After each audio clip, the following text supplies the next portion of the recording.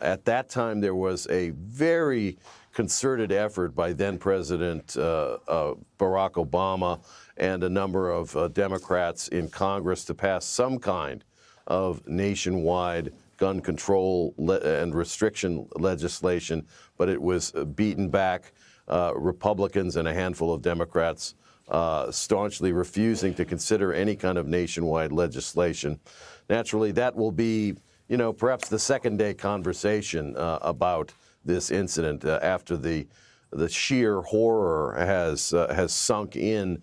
People will be asking, well, what can we do about it? Is there anything we can do? And based on past experience and observation, it's not likely to change much in terms of any sweeping new legislation. It's interesting to note that, President Biden's going to speak tonight. Certainly there will be eulogies and many other public figures speaking out over the coming days. On Friday, the former president, Donald Trump, is scheduled to speak at the annual convention of the National Rifle Association, an organization that has been instrumental in thwarting any additional gun control legislation in the United States.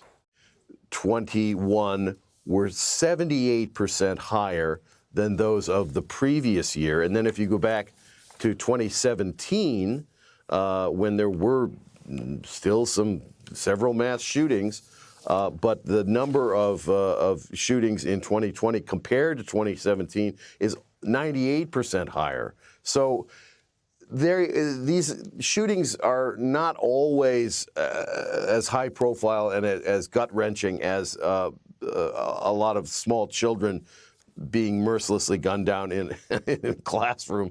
It's too much to even think about. But these happen in disputes in families, in bar rooms, on basketball courts. It runs the gamut. Whenever people interact, maybe fueled with alcohol or something else, anger breaks out. And if there's a gun around, then there's the possibility of a mass shooting. Well, there are more guns now than there are people in this country held in civilian hands. I'm not talking about the military or the police. So guns are widely available. In a state like Texas, it's very easy to buy a gun. You can carry a gun around strapped to your hip if you want to. As we've been saying, after a terrifying and horrible incident like this, there's a call for thoughts and prayers.